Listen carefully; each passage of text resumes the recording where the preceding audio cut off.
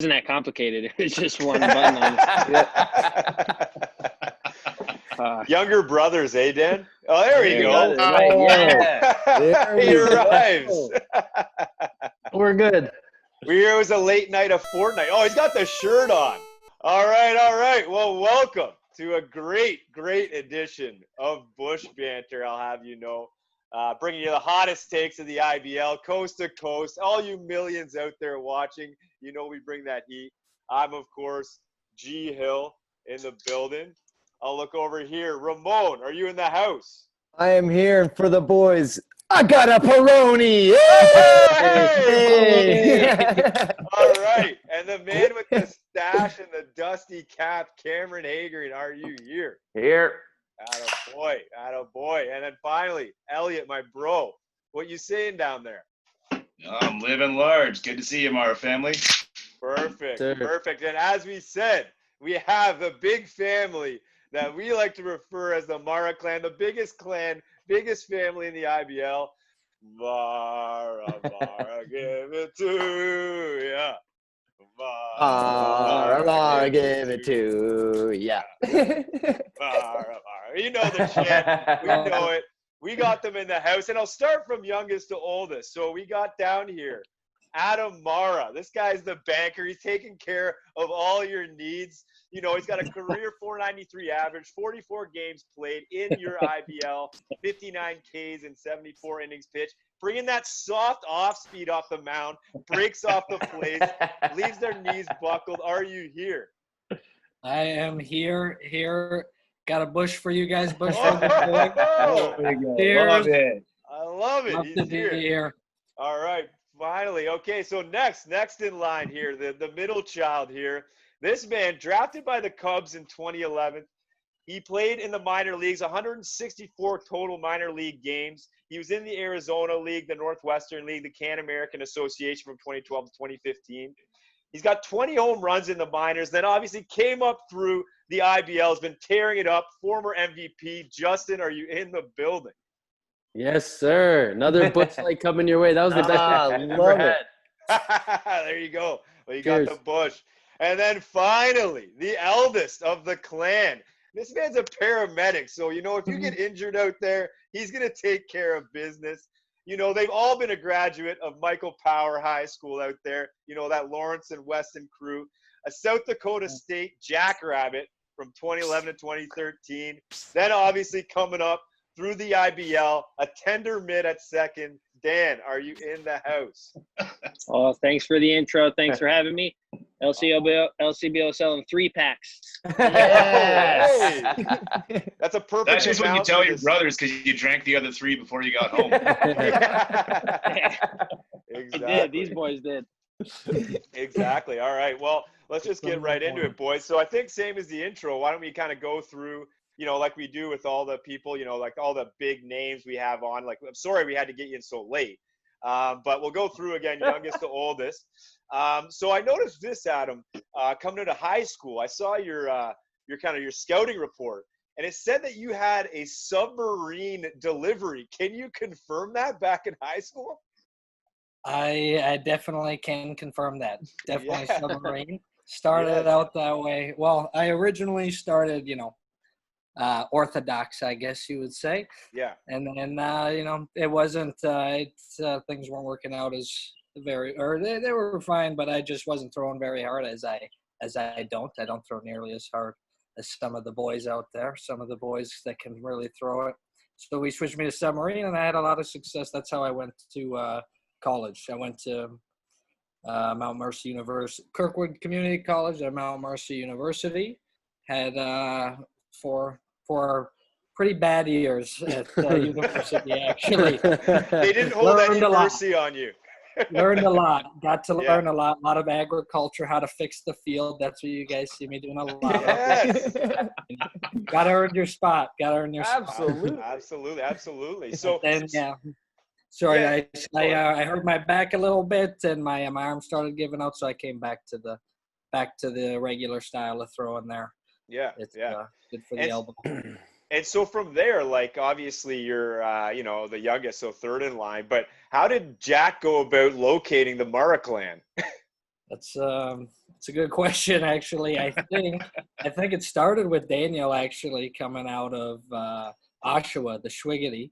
The And, swig. I believe I don't know how the call happened, the call to the Toronto Maple Leafs, but I know that the team folded, so Daniel had to find a team, located Daniel, and then I was next in line, and I wanted to play. I started with the High Park Juniors. I don't know if you guys know, it's the junior IBL.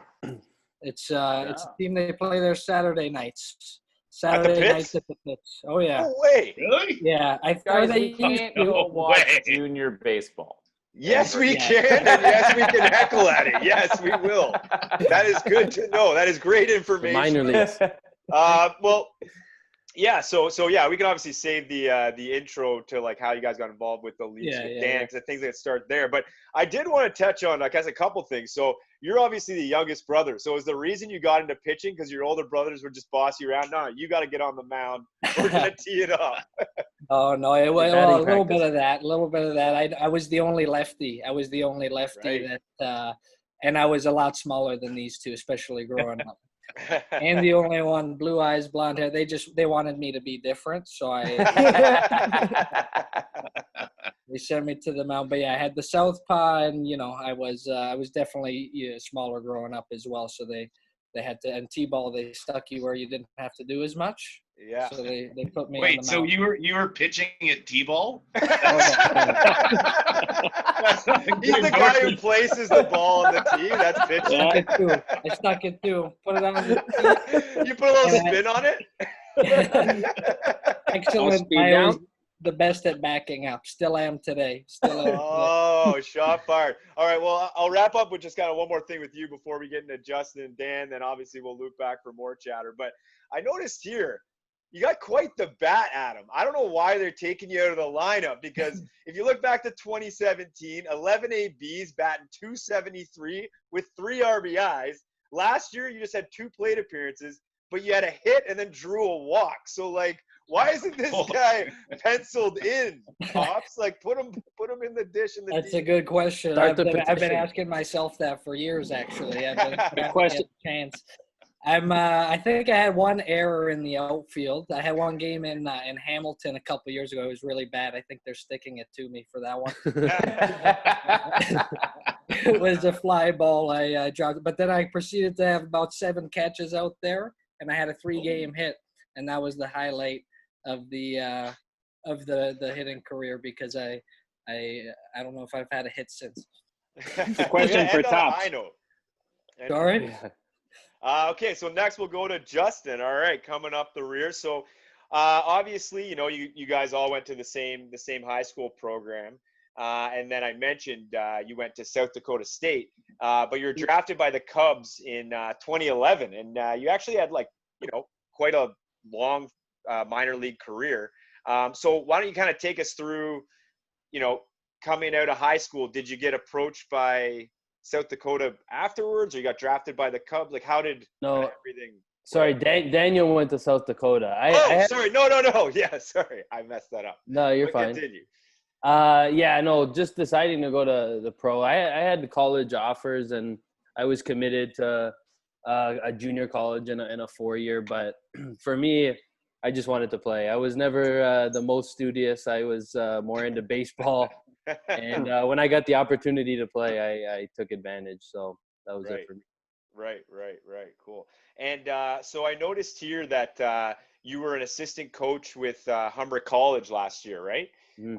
So did you, because I noticed here, did you play 1 year or like half a season with Humber? Yeah, so I had in my contract with the Cubs, you have like a 2-year window to use the money they offer you for school. So when I was done with pro ball, I went back to Humber, and there was a lot of complications with the money and stuff like coming from the Cubs. So I went to the head coach, it was Matt Ferrer at the time, and I said, listen, if I play baseball, is there any way I can get scholarship money to go towards the schooling? And he said, absolutely. So I kind of lined it up with him. And then a couple weeks later, it turns out the money did come through. So I didn't know if I wanted to play. I was on the fence. Yeah.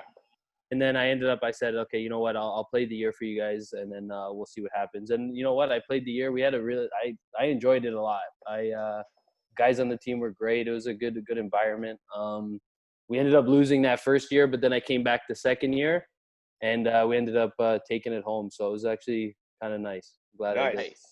I don't know if you talked to Cooper Lamb, but we went and watched his Seneca team play. Yeah. And we got a little out of hand with our hackles. When we faced them, actually, I was as a coach just last year. They were undefeated at the time, and Cooper was talking a little bit. I don't know. I heard some things. Oh. we Humber put it to them pretty good. So I don't know if he's going to say anything else after that. Right. Nice. Well, yeah, we can shift to the IBL. So I noticed you started in 2016. Is that correct? Yeah. So you starting with the IBL, did you have to wait to be released by the Cubs? Was there a conflict there or no? So it just happened to time at the time, I was actually out of affiliated ball. So I was with the Cubs, and then I went to Quebec in 2015 to end the year. And then 2016, I was going to play for Winnipeg, the Winnipeg Gold Eyes in the American Association. Cool. So I was there for their like spring training essentially, and I ended up getting hurt. I hurt my arm, and indie ball is a little bit different than pro ball. When I got hurt, I figured that they had to rehab me because I got hurt there, stuff like that. It's not like that at all. It's pretty cutthroat. If you can't play, you're going home. So they just toss you a tender bandage and tell you to figure it out. Yeah. That's basically it. I barely got a doctor meeting. But then right away, I got on the phone with Tops. I said, you know what? If I'm going to rehab this, is there any way I can get some at-bats in the IBL? And then, of course, Top started working. He said, for sure, come, just take some at-bats while you're rehabbing and then head back. Little did I know.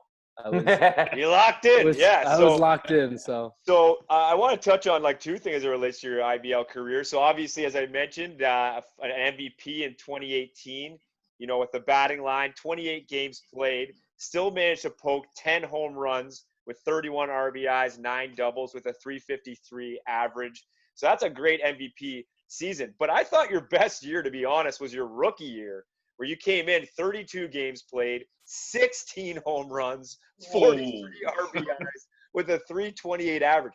Who the hell won it in 2016? Yeah, I was a little bit confused by that too, but Nivens, Tanner Nivens. Nivens! Damn you, Tanner. You know what? Actually, I still go back to that because that year, we were going into the last game of the season. We were tied at 15 home runs. And I said, you know what? If I get ahead of him in home runs, I might have it. He had to be an average. But the last game we were playing Barrie, I believe. I went home run my first at-bat to get 16. And then my last at-bat, I put one right off the top of the fence at the pits. But I was like, you know what? 16 might be good enough. I came back to look at the scorebook of the league, and Nivens hit 2. I couldn't believe it. So he finished with 17 bombs. I don't know if that pushed it over savage. yet. Well, hell of a career, and obviously we hope to see it continue to go. So finally, Dan's been sitting patiently there, just hearing us brag about his younger brothers. He's like, "Hey guys, like, what about me?" Oh no, he's had enough. No. I was gonna say you're gonna have to dig deep to find some stuff for him. I don't know. You're gonna have to go back 10 years to find some stuff. Yeah, jeez. Well, we'll get back to him. Well, I guess we can kind of continue on with you guys while he's looking to come back in. So I thought I'd say with you, Adam. I was just curious how many pitches you had in the arsenal, and like we've obviously noticed that you have a lot of off-speed pitches that you use. Like when you're in like a good pitcher's count, like what do you go to on your off-speed? Dan, that's we've moved change for sure. Yeah. A lot. I have to say, a lot of that is just no. Am I back? Well, I'll go to you in a second. We're just finish off a quick chat with Adam. Put us in an awkward spot, Daniel. Way to go. Yeah, sorry about that. You're supposed to set an example. Right on. Stupid AirPods. I tapped it. I'll answer that pretty quick. A lot of that is pretty situational, and Justin's got a pretty good idea with the hitters, especially in the league. We see him a lot. Yeah. So anytime I'm up 0-2, depends. Yeah, cheers, brother. Yeah. Anytime I'm up 0-2, usually I'm a pretty slow pitcher, so slow and away is usually the go. But sometimes I can shock a few. I've shocked a few people hard and in. I got Cleveland Nice. Brownlee, I got him one time. It's on TV. Oh, up and in on Brownlee. Got him hard and in. You're a brave man. You're a brave man for going there with that guy. So finally, quick little glitch with Danny Boy, but he is back. I'm back. I'm back. So I thought we'd just kind of touch on you. So obviously, like we said, everyone's from Michael Power in the clan. And as I screwed up earlier, this is actually the person from the South Dakota State Jackrabbits. Played there from 2011 to 2013. Good career there, 276 average, 2 home run, 57 RBIs with a 955 fielding percentage. So, before jumping into the IBL, I thought I'd ask you, coming out of Michael Power, how did you end up with South Dakota State? Yeah. So basically I was playing high school baseball for my high school and also for like a travel program that we play for out in Mississauga. We all played there. And I was just looking for a place to play, looking for a place to, continue playing baseball. A couple offers out of high school to a couple junior colleges, and I visited like UBC out west. But South Dakota State was a Division I school. It was my only Division I offer. I did a visit. I liked it out there. I liked the guys, and so I ended up signing. The rest was history. I enjoyed all my entire time there. I had a pretty good career. Stayed in the lineup, so that's it.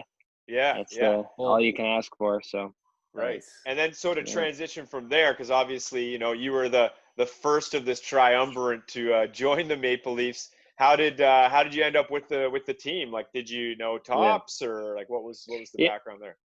Yeah, so Tops had coached with our high school program, the program that I played for Mississauga, the Blue Jays there. So I always knew Tops, and we were always talking about playing in the IBL, like for the Leafs and stuff. I actually started in Oshawa because we had I knew the guys coaching there as well. I needed a place to play one summer.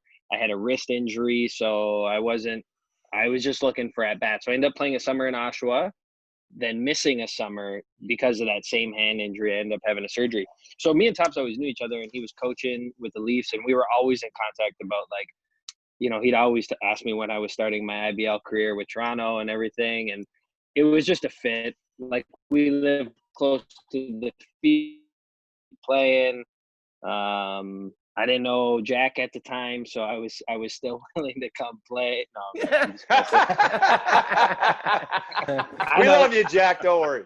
I know Jack's not watching these videos. Jack doesn't have. I don't think Jack. I think he's still got a flip phone or one of those. He's got dial-up internet. I remember Toronto telling me that. You can't get a hold of Jack unless you're knocking on his door. You can't get a hold of him. So, so it was a fit. It ended up working.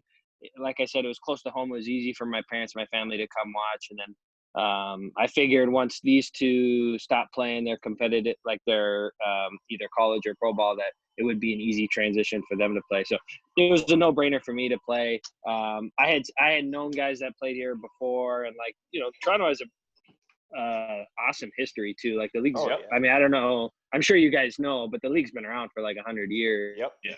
And different phases, but they won I think they still hold the record for most titles won in the International League or whatever it was. Yeah, they won 10 times. Yeah. Yeah. Oh, I hear new stories about like the old time Leafs all the time, or like pictures pop up, or there's a story about Babe Ruth playing it like down at Hanlon's Point. The ball is still in the lake. Yeah. Yeah, that's what I hear every single time. That's what I hear every time. So. Yeah, I don't know, it was like just an easy fit and obvious choice. So yeah, the rest for sure. is history. For sure. So obviously you've been a part of this Leafs program since 2011. Your career, 318 games played. You got 42 doubles, 9 home run, 150 RBI with a career 295 average. And I noticed here your best season was in 2015 with a 360 average with 3 home run and 25 RBI. So what was working for you that season? That's the $1 million question. if you guys know the answer, I should be asking. Well, maybe you could touch on. Well, maybe you could touch on with that because I did want to bring it up to you. You have like a very unique timing system for your batting stance, where you flip the bat out first before going back. So when did you start? Learning that technique? Did a coach show you it, or is that something? No, Yeah, no, that honestly, it's kind of funny. Baseball's kind of funny because you take so many swings in the course of like a year or even a career that like you start picking up little weird twitches and mechanisms. And I'm honestly, I may have started doing that around that time. I don't know, if that's why I was hitting better, but I just do it because I like to feel the end of the barrel. And like, so if I'm moving the bat around, I can feel where the end of the barrel is. And I just honestly, I think I was watching like a big league game. I watched a big leaguer do it. And I was like, you know what, let me see if this helps. And I think I tried it a couple times and I squared up a few balls, anything. And I have a couple hits in the next few at bats. You can count on seeing that for the next 3 or 4 months, whatever it was. So, that was a big power season for you. 30% of your career bombs on feeling the end of that bat. 3.3%. I thought it was all turning around there. I thought Those I was were kind some of big fields, if I'm not mistaken. Some big fields. Yeah. I think the field shrunk that year. We played more games in Kitchener that year, I think. There you go. Hit the fence 10 times though. Don't get us started about Kitchener. Yeah. Like, Well, the amount of jobs that has happened to you guys the last couple of years in Kitchener. yeah, Yeah, jeez. Like, I got our number.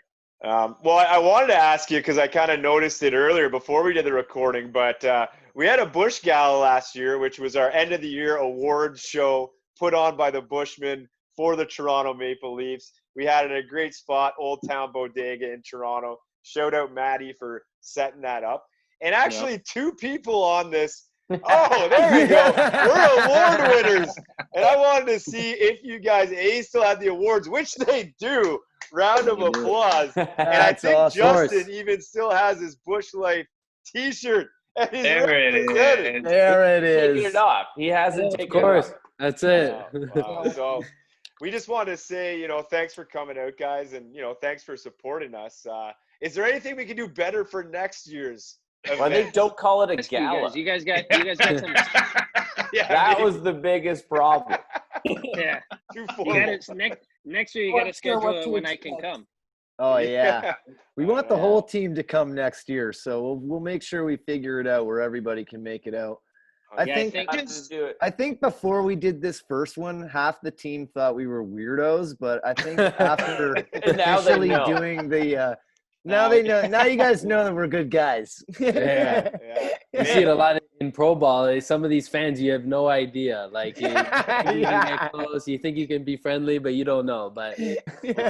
I'm just a little surprised that people on the team imagined that they'd be required to wear suits or something. Have they seen us before? it was definitely thrown around. The question was definitely thrown around. We didn't know. That's jokes. Did Lewis come? Did Connor come? No, See, Lou didn't he make wasn't it. No. He would have had no. a suit on for sure. No. Well, Oh, nice. the- Decked out. The paparazzi were, I think, busy anyways, so he'd been okay. He's Go ahead. Yeah, no, I wanted to say here, obviously, we got to, I've already apologized. So people, we are filming this on a Sunday and, it's either the Lord's Day, but if you're an Italian household, this day is specifically reserved for full day feasting. So we as a Bush apologize to you. We do have an Italian up here, Ray Natali, who gave me the fangula. You think they're going to show up on Sunday.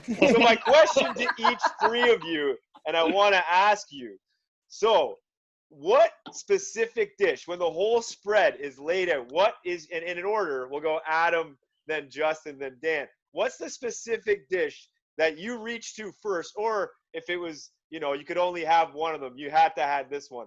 What is it going to be? Adam up first.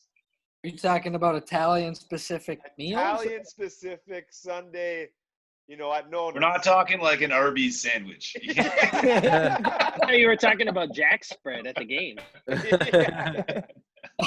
Nobody cares. You got a carrot The there. something trio is pretty good. Yeah, no, I if I had to pick one, meal ever, my nunna used to make some really good rosé. What are the thick ones called, Justin? Rigatoni. Rigatoni. Oh. Thick rigatoni and some rosé sauce. I'm gonna have to pound some food after I go through these 3 options. Yeah. Justin, up next. What's the thing you gotta have? If I had to pick one, there's definitely a process. I know with I'm the putting you in a I tough know. spot here. It's tough because I love the antipasto with the prosciutto and everything like that. But if I had to land on one, growing up when we had the lasagna, my grandmother's, that was it for me. I was there ready to go. So Wow. lasagna's got to be the goal. Jeez, people are salivating right now. No, we're all coming over. Seriously. All right. Dan, you up last. Yeah, I'm a big seafood guy, but on a Sunday at home, it's gotta be something with sugo on Sugo Sunday. So I'm gonna say any sort of short pasta like a penne or a rigatoni, Sugo Sunday, smothered in red 3 sauce. pastas. Nice. There you I go. love it. 3 I pastas love from the 3 brothers. Mama. I love it. You gotta Yeah. keep the carb intake up while we're in this Yeah. off season. Carbo loading for 2021. Well, yeah, I'll pass it to the boys now. Do you guys think there's a season happening this year? What? I hope so. I guess- I'm thinking like maybe a small tournament or something. Yeah. I already know a couple teams dropped out, so hopefully they do something, even if it's only a couple of games. Oh, Let it the was boys Barry get and out there. Kitchener. We're itching. Yeah, it's Barry and Right. Kitchener. Yeah. Last I Brantford. talked, Who cares? Get them out of Last there I- anyways. Yeah, who cares? So Hey. yeah, boys, did you guys have any specific questions? Now we got Yeah. the plan. We Have got you about guys been- 10 minutes here. Have you guys been doing anything like, kind of trying to keep in fit or, working out, tossing the ball around? You are a family, so you can technically throw the ball around. Yeah. Yeah. I guess. I mean, I've been working out a lot. Like, there's not much else going on, so we're definitely staying in shape, or at least I am. You can ask these guys. Justin's thumbs are in the best shape I've ever seen in my life. He's been a lot of Warzone, a lot of Fortnite, but honestly, we haven't been able to get on the field or anything like that. So like, we haven't been hitting pretty much at all. I don't know if anyone has been.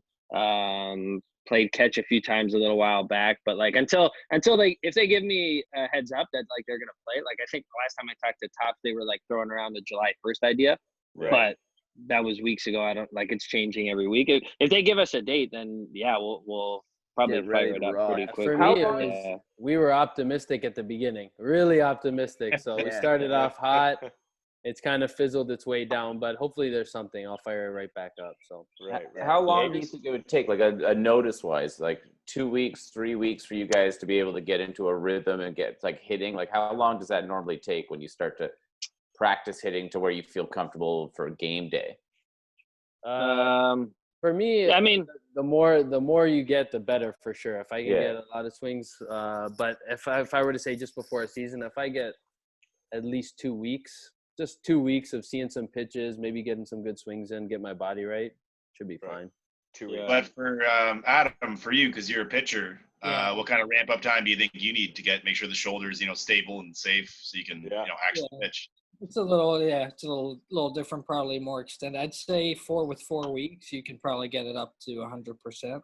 Right. Most pitchers, like big leagues, they probably tell you 6 weeks of bullpens to get you up to 100, but it's not as extensive as that. So a couple weeks, everybody's a little bit different. It's honestly more mental than anything, getting back in the You gotta work up the nerve to go up and in on Cleveland Brown. I feel like Adam, he's not scared. He's not scared. He's not scared at all. Not scared. You can't tell that Adam's been thinking about that for the last 3 years. I remember this. Let you guys know every day before bed, just knocks on your door. Hey, just to let you know, I went up and in, up and in. Don't forget it. Do we got a T-ball set up in the backyard that Adam can work on his placement while you guys crank dingers into a net? Seriously. I used to try and knock the ball off the tee. That's what that was. Under construction. Yeah. Well, so it's kind of like a blanket sort of statement, all three, and we got about 3 or 4 minutes here, but I thought I'd just quickly ask. You've all now been in the IBL for a few years now, right? Each of you, obviously, Dan the longest. But, what have you guys noticed, I guess, any changes in the league or progressions in the league or differences since from when you started now and then now projecting it forward? Yeah, for me, like I've noticed, even because I used to come watch Daniel play a little bit. I can't speak for before that because I know there was some Hall of Famers and some good players, but a lot of these imports now are coming in throwing pretty hard. I think they're finding a lot of talent elsewhere. And for me, I feel like a lot of these guys are getting pretty good, and it's getting a lot more like closer to the minor league ball that I used to see, and pretty competitive. So hopefully it keeps on that upward scale and we get a pretty good league. And just looks like it's on the way there. The pitching staff, I mean, just the last 2 years we got guys like Richardson. Right. Yeah. Yeah, definitely on the pitching side is where things kind of change the most, like up and down. Like I mean, I guess I've been playing and I know there were some big time arms before, but like they were saying, we get a lot of imports now, a lot of velocity, a lot of really good. But we've had guys that have pitched in the big leagues that end up. I think Barry, who was it? Francis, the guy in Barry, pitching he had like a full season with the Padres. So Edwin Javier, I think it was. Yeah, was that Javier or something? That guy was so, insane. There was a couple. He had like one. He played for the Padres. Yeah. He gave up like one hit all year. That one was single base hit insane. all year. I think he was a bit. He wasn't meant for the league. It's not Don't belong it's here. not fun. Yeah, it's not fun facing those guys after a 12-hour workday. Battling traffic for 3 hours up to bed. And then there's a ex big leaguer waiting on the other end. Like that's no fun. So, but yeah, definitely like the pitching as like some of these imports come in, they're really good. It definitely changes the style of baseball that's being played. Yeah, because do you guys think that? I mean, we've seen it obviously on our team with guys like Heavy T, Ryan Johnston, with Santos, with Takamatsu. Is the league kind of maybe with pitching that good, moving towards being a good option for Canadian kids who are in the States and university playing ball to come back and have like a good summer league to play in? Couple minutes, guys, so be quick, but that's a great question. Definitely.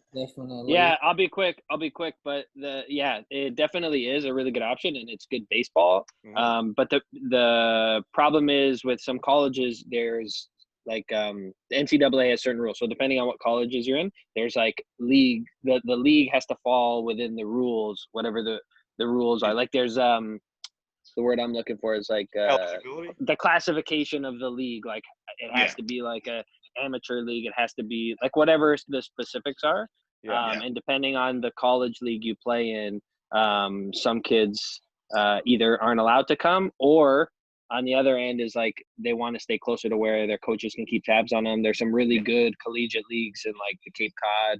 I know Alaska has one. That's what I was going to say. If you're not going to get into the top collegiate leagues, it's a pretty good alternative, especially for a lot of these Canadian kids. It's a lot better talent than a lot of people think. Yep.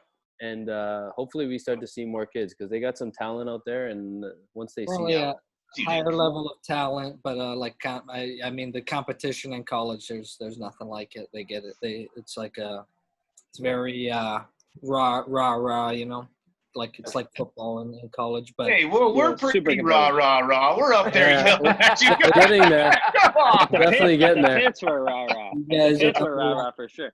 But in terms of the competition, definitely there. The talent level, probably better. Most like some of the pitching, you don't see pitching like this. If you're facing the best of the best, and even in the IBL, you're probably not seeing that good of pitching in college league. So depends what you get. Dustin Richardson, who's got big league time, you're not going to see that. Right. Well, Dustin Richardson was a savage. Like, my God, man.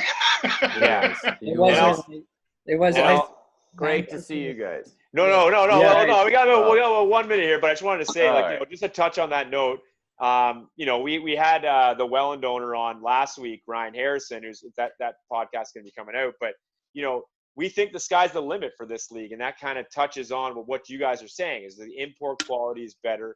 You're going to see better competition, especially if you're Canadian, come back home and play in this league. So we think sky's the limit for this league, and is great opportunities for young kids in Canadian baseball. So I guess we just want to say from the Bushmen, the Marra clan, we Cheers. thank We you. love you guys. Thanks for coming on. Get back upstairs to eat Mama Nona's Cheers. pasta. That's We want it. to see you. Guys. Hopefully, we have a season this year. So us from the Bushmen, we Thank you so guys. much for all the good memories. And Every we'll have you on Sunday, again. every Wednesday, we do nothing but just Yeah. talk. Yeah, don't be about afraid our to invite us IBL back. highlights. Oh, We well, love Yeah, it. it's gonna be back. Mama and Mara.